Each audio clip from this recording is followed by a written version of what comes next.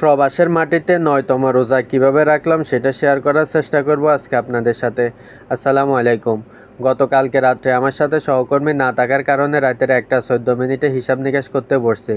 যেহেতু উনি ছিল না, এখন আমাকে রাতে 2টা পর্যন্ত ডিউটি করতে হবে আজকে। এর মধ্যে একজন ভাই আমাকে কিছু সজনে পাতার ভর্তা আর কিছু বেগুন ভর্তা এনে দিয়ে বলল যে এটা খাওয়ার জন্য। এর মধ্যে ঘড়ি 2টা বাজে গেল। আমি দোকান বন্ধ করে বাসা গিয়ে দেখি শাহাদাত ভাই গরুর বট ভুনা করতেছে। তো ওনার জন্য অপেক্ষা করে দুইজন মিলে একসাথে বসে পড়লাম খাবার খাইতে।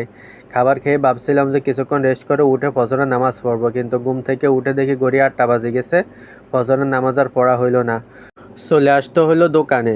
যেহেতু আজকে শুক্রবার দিন, দোকানে কাস্টমার অনেকটাই বেশি থাকবে, তাই চলে আসলাম দোকানে।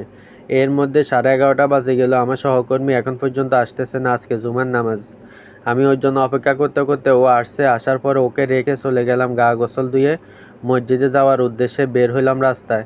এসে দেখি একটা গাড়িও না। কিছুক্ষণ অপেক্ষা করার পরে একটা গাড়ি আসছে। আলহামদুলিল্লাহ গাড়িতে উঠে চলে আসলাম মসজিদে। জুমা মসজিদ যেহেতু আমাদের থেকে অনেকটা দূরে, তাই গাড়িতে করে আসতে হয়।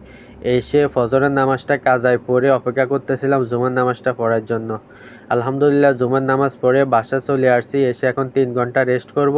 ঘুম থেকে উঠে আসরের নামাজ পড়ে দোকানে যাব, কিন্তু ঘুম থেকে উঠে দেখি ঘড়ি 4:30 বাজে গেছে, আসরের নামাজের টাইম শেষ। চলে গেলাম দোকানে। যাওয়ার পরে আমার সহকর্মী চলে গেল ও বাসায়। মাগরিবের আগে ইফতার করার জন্য রওনা হলাম মসজিদের উদ্দেশ্যে। যাওয়ার সময় একটা ওমানি আমাকে এক বোতল লেবেন দিয়ে বলল যে তোমরা ওখানে ইফতার করো, সবাই মিলে এটা ওখানে খেয়ে ফেলিও। ওইটা নিয়ে চলে গেলাম ওখানে ইফতার করার উদ্দেশ্যে।